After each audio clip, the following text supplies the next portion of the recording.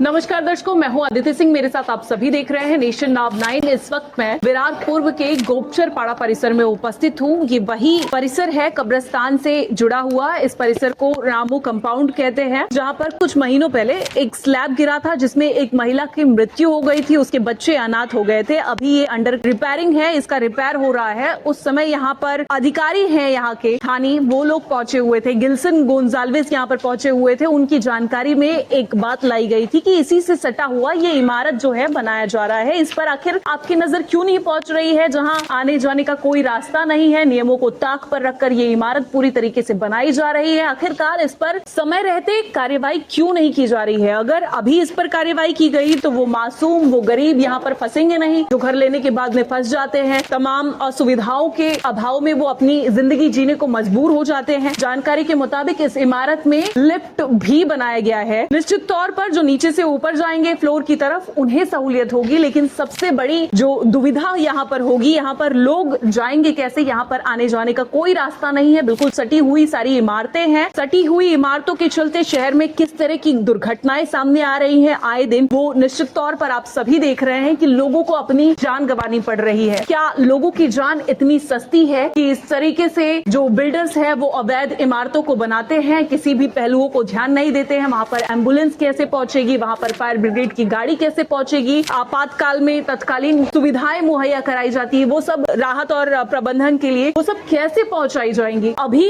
आपने विजयनगर में नारंगी के घटना देखी, उसमें 17 लोगों ने अपनी जान गंवाई है। और क्योंकि वो इमारत गिर गई और उसके बाद में वहां पर राहत प्रबंधन का काम पहुंचाने के लिए या फिर रेस्क्यू करने के लिए एनडीआरएफ की टीम को कड़ी मशक्कत करनी पड़ी, अग्निशमन के जवानों को कड़ी मशक्कत करनी पड़ी, दिन रात पुलिसकर्मी वहां पर डटे रहे। लेकिन महानगर पालिका के अधिकारियों को ये बात आखिर क्यों नहीं समझ में आती है? बाद में राहत पहुंचाने से बेहतर है कि समय रहते आप नियमों को ध्यान में रखते हुए अगर कार्रवाई करें तो इस तरह की स्थिति ही ना उत्पन्न हो। सबसे बड़ा सवाल, अब वहां पर जिस तरीके से एनडीआरएफ को रेस्क्यू करने के लिए कड़ी मशक्कत हो रही थी, मैनुअली काम किया जा रहा था, मशीनरीज वहां नहीं पहुंच पा रही थी क्योंकि जगह नहीं थी, जगह का अभाव था। इलीगल तरीके से ट्रॉलियां खड़ी कर दी गई थी, इलीगल तरीके से इमारतों को खड़ा कर दिया गया था और बेशर्मी से, बड़ी ही बेशर्मी से वो अधिकारी कहते हैं ये इमारत तो इलीगल है। ये जो इमारतें हैं काफी सटी हुई है एक दूसरे से। जब ये बनने की परमिशन दी जाती है तो इतने नजदीक बनाने की परमिशन दी जाती है। ये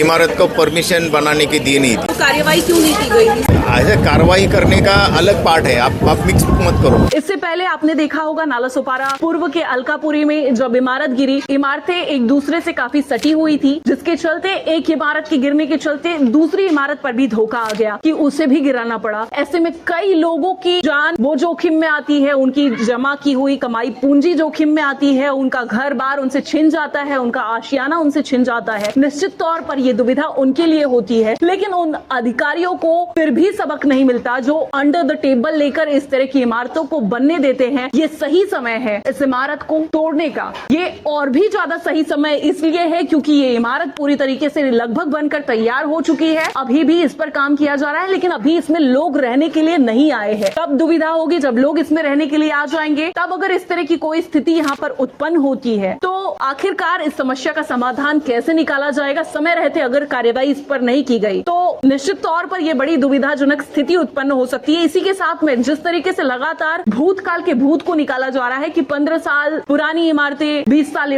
पुरानी इमारतें शहर में इस तरीके की हैं, इलीगल बांधकाम इतना है, तो शहर में आज भी उतनी ही तेजी से इलीगल बांधकाम अपने साख पसार रहा है, जिसकी साख में लोग, जो गरीब है, जो मजदूर है, वो तबका पूरी तरीके से उलझ कर रह जाता है। वो अपनी जान पर जोखिम उठाता है। उस घर में किसी तरीके से सस्ता घर देखते हुए वो घर ले लेता है, लेकिन फिर वो यहाँ पर आकर रहने को मजबूर हो जाता है। और फिर एक दिन अचानक से कहीं अलकापुरी जैसी घटना सामने आती है, कहीं नारंगी के विजयनगर जैसी घटना सामने आती है, तो कहीं कईयों को अपनी जान से हाथ गंवाना पड़ता है, कईयों को अनाथ होना पड़ता है। लेकिन अब ऐसे में इस इमारत पर क्या कुछ कार्यवाही होती है, ये सब कुछ देखना होगा।